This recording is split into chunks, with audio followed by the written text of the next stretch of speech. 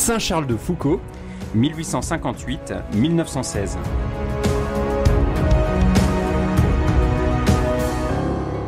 Il fait partie des recommençants. Éduqué dans un milieu catholique, il abandonne à 15 ans sa foi enfantine et vit une jeunesse sans rien nier et sans rien croire, pleine de mondanité et de plaisir. Je suis allé loin de vous, loin de votre maison, dans le pays de l'incrédulité, de l'indifférence, dira-t-il plus tard. Tenté un moment par l'islam, admirant la simplicité du dogme et la ferveur des croyants, c'est grâce à sa cousine Marie de Bondy qu'il revient à la foi chrétienne. Dans l'intimité des églises, il répète cette étrange prière « Mon Dieu, si vous existez, faites que je vous connaisse ». Et peu à peu, le Seigneur le saisit, jusqu'à sa conversion en l'église Saint-Augustin à Paris fin octobre 1886. Il vit alors avec intensité cette rencontre avec un Dieu riche en miséricorde qu'il accueille tel qu'il est dans le confessionnal de l'abbé Henri Huvelin, son futur directeur spirituel. Un changement radical se produit en lui. Dans ce deuxième épisode de votre série Pèlerin de Dieu sur les traces de Saint-Charles de Foucauld, découvrons ensemble ses 4 années de vie d'explorateur scientifique au Maroc, puis sa grande conversion à Jésus en 1886 à Paris. À partir de là, une nouvelle vie de trappiste s'ouvre à lui en Ardèche, puis en Syrie pendant 7 ans, puis une expérience de 3 années d'ermite en Palestine. Pèlerin de Dieu, Franck Bétoir, Père Jean-Baptiste Masson.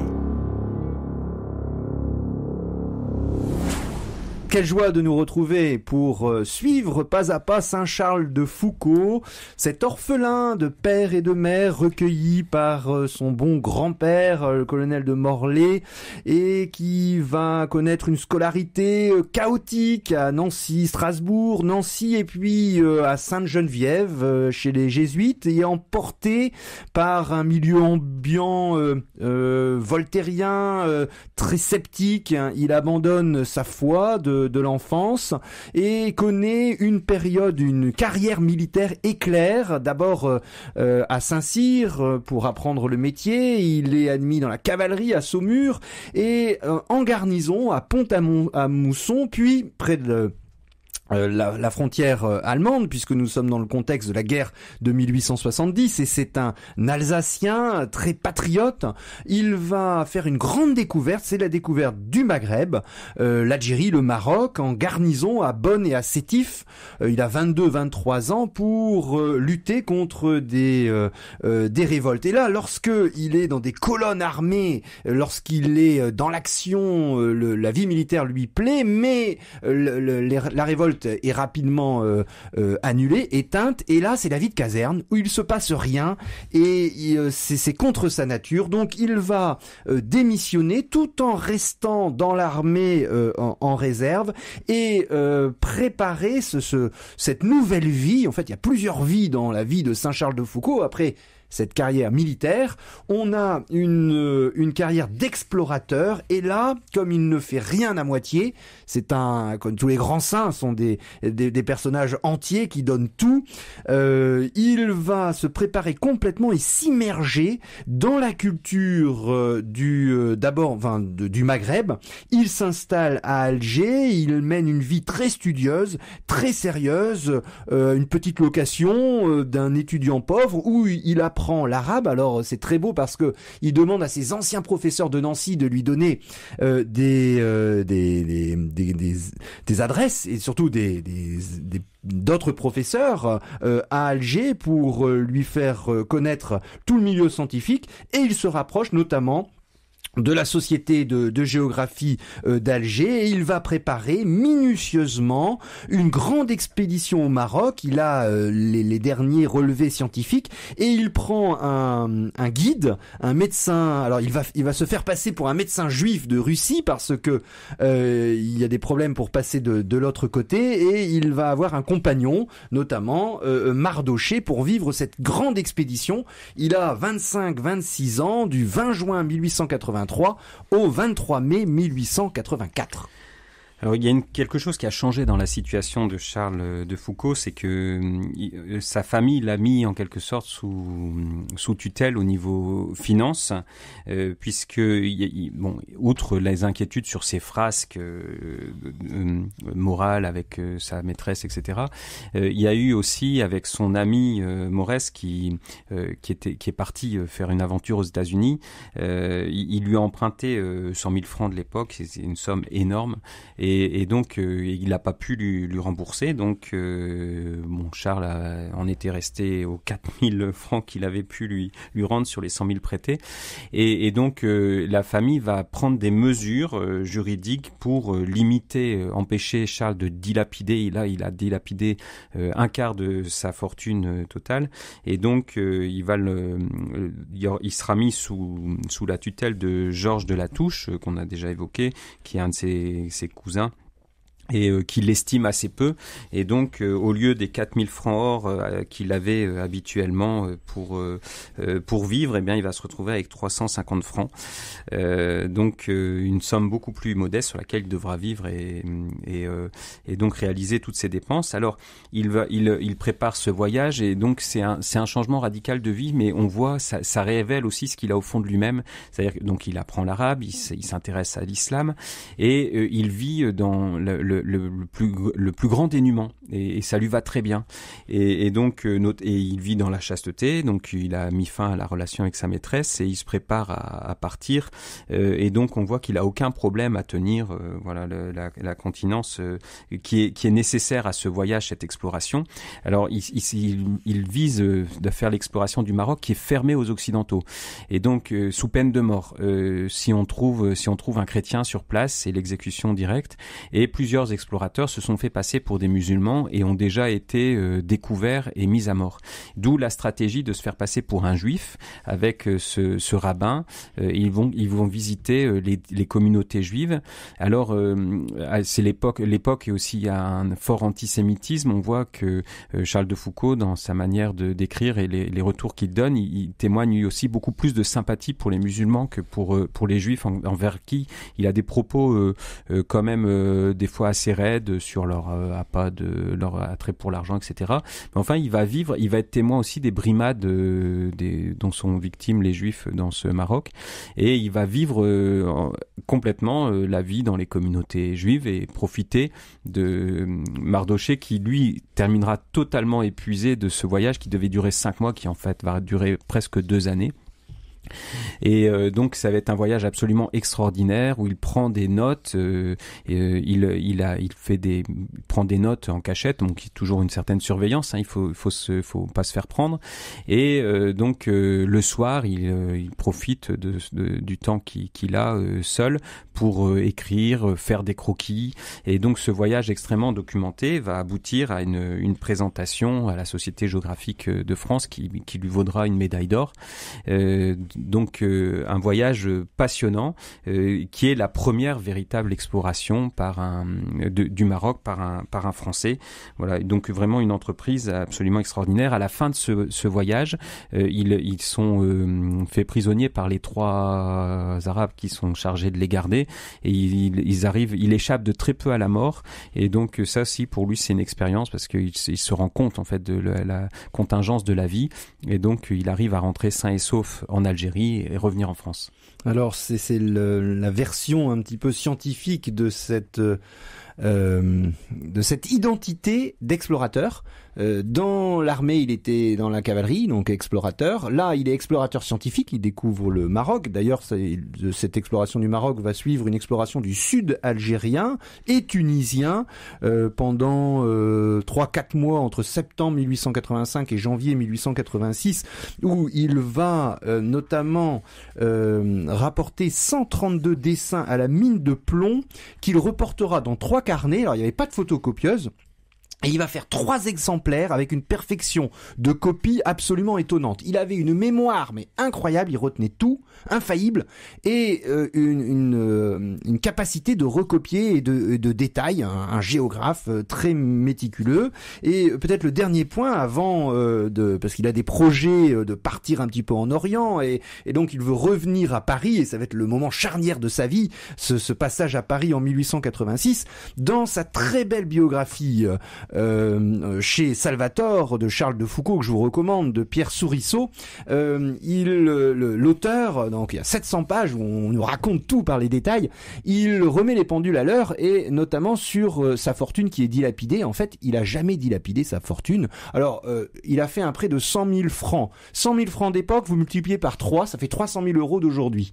Donc, c'est vrai, mais il a fait un prêt et il avait des intérêts sur ce prêt. C'est-à-dire qu'il l'avait pas donné à un copain en disant vas-y je te donne, j'ai plein d'argent. Non, il y avait des intérêts et finalement c'est vrai qu'il va pas pouvoir récupérer le prêt de la personne qui l'a prêté parce qu'elle va mourir avant, mais il va le récupérer tout à la fin. Et lorsque la famille, lui, c'est vrai, il l'avait mis sous tutelle pour sa gestion, c'est parce que elle avait peur de sa gestion et notamment de ce prêt, mais finalement on s'aperçoit dans les sources qu'il gérait très bien son argent malgré cette réputation. Mais finalement, le grand moment de sa vie, c'est Paris et 1886 et l'église Saint-Augustin.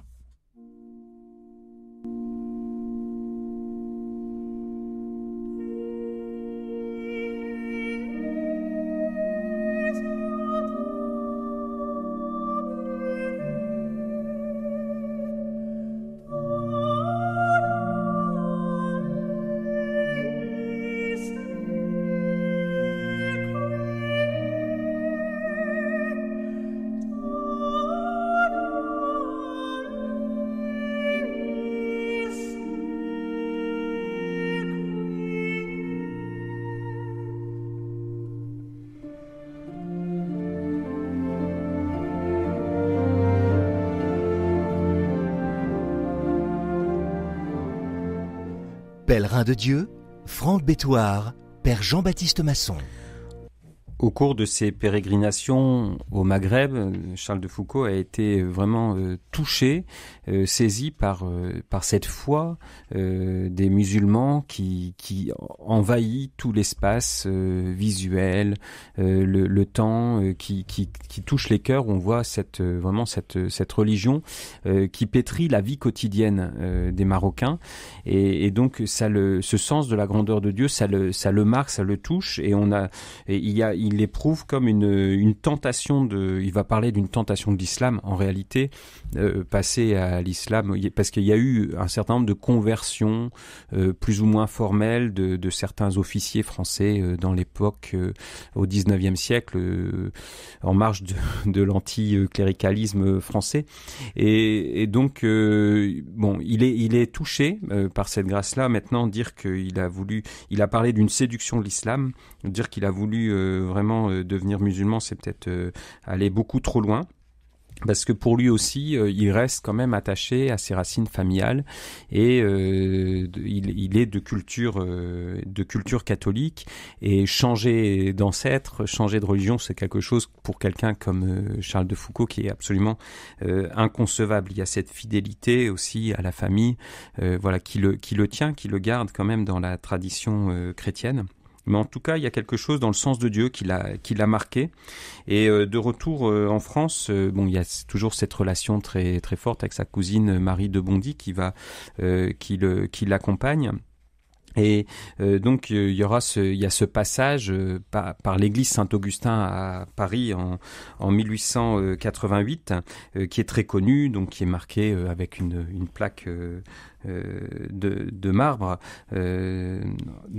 Et en 1886, et donc où on en a fait on raconte cette scène où il rentre dans l'église et l'abbé Huvelin dit mettez-vous à genoux et confessez-vous, et là en un instant Dieu a tout fait. Alors il semble qu'il faut revenir, alors c'est un peu comme ça que lui le racontera par la suite aussi, et en fait c'est une conversion qui est quand même beaucoup plus progressive. Il est islamologue, il a beaucoup travaillé sur l'islam, il lit dans les bouquins cas, il réfléchit et il s'est rouvert à cette question de Dieu. Et la foi chrétienne fait son chemin beaucoup plus, semble-t-il, beaucoup plus progressivement dans son cœur. Et au moment où il y a cette rencontre ménagée par sa cousine avec l'abbé Huvelin, il y a déjà eu tout un cheminement de foi. Donc il s'écrira Dieu est si grand, hein, donc c'est cet émerveillement devant l'immensité de Dieu, son amour, sa miséricorde, voilà, qui se cristallise autour de cette confession. Donc il se confesse tout son passé et il retourne explicitement, ouvertement à une foi chrétienne, plus seulement sur les grandes fêtes, mais de façon beaucoup plus régulière et intérieure. Et donc c'est vraiment ce temps de l'église Saint-Augustin qui est à la fois un moment marquant et en même temps un épisode dans un itinéraire qui est beaucoup plus long et donc ça va cristalliser des choses qui sont répandues sur une durée plus longue de l'évolution de son cœur et de sa foi. Oui, il est marqué par les vertus de sa cousine, de cette famille chrétienne. Il voit les vertus de cette famille chrétienne.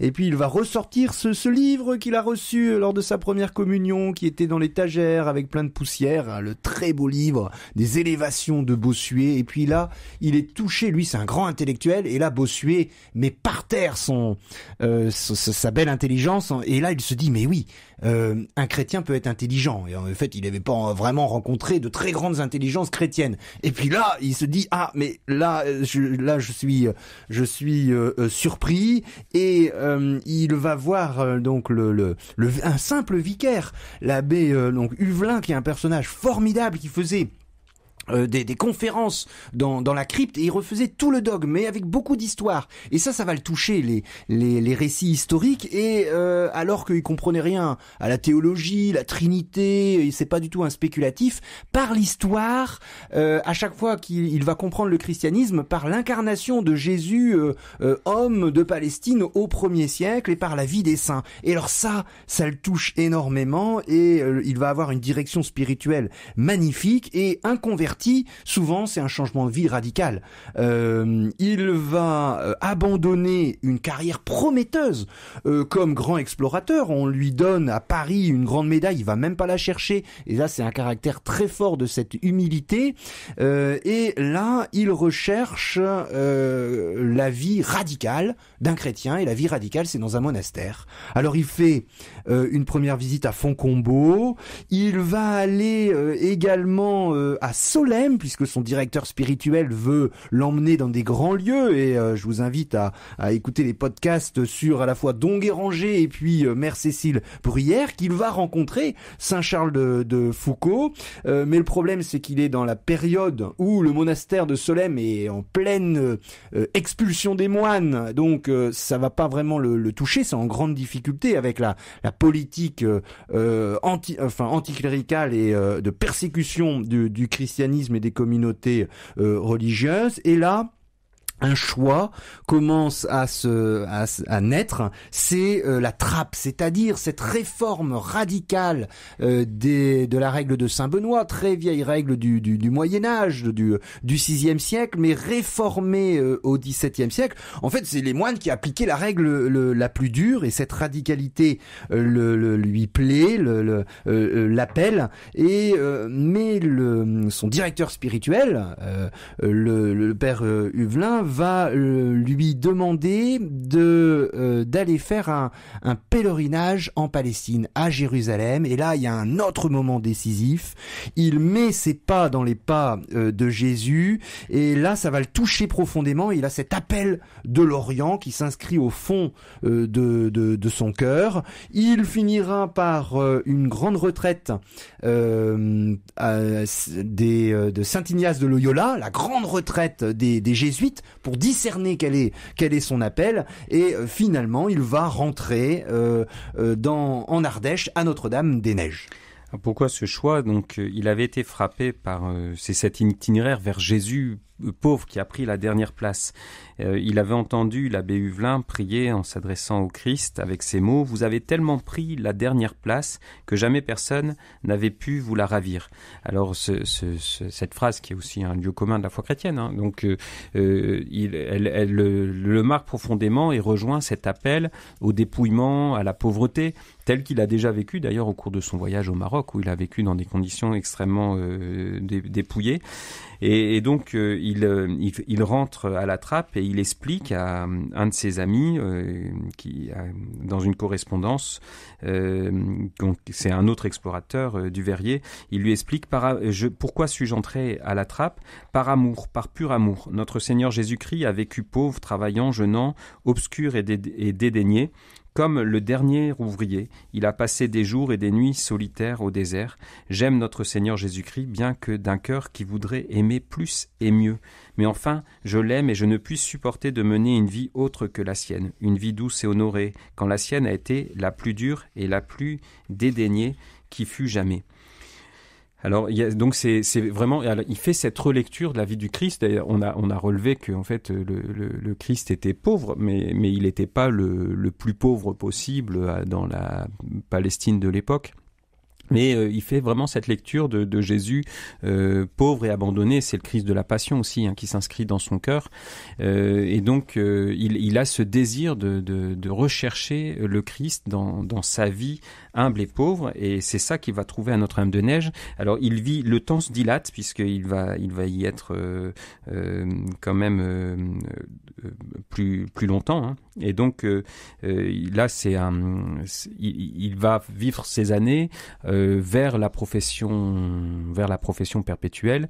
Il va se montrer et les moines le repèrent et donc il arrive avec une extrême humilité. Il dit qu'il sait à peine lire au début alors que c'est quand même un scientifique majeur de son époque. Et donc il va chercher toujours dans la communauté, il cherche toujours la plus grande austérité. Notamment, il a des propos assez durs vis-à-vis des novices qui acceptent pas toutes les contrariétés du noviciat, toutes les austérités. Il se situe vraiment dans cette ligne la plus austère et donc il cherche à être oublié, mais ses supérieurs le repèrent et puis voient en lui peut-être un bon futur supérieur de la communauté. Mais lui a pensé à d'autres choses.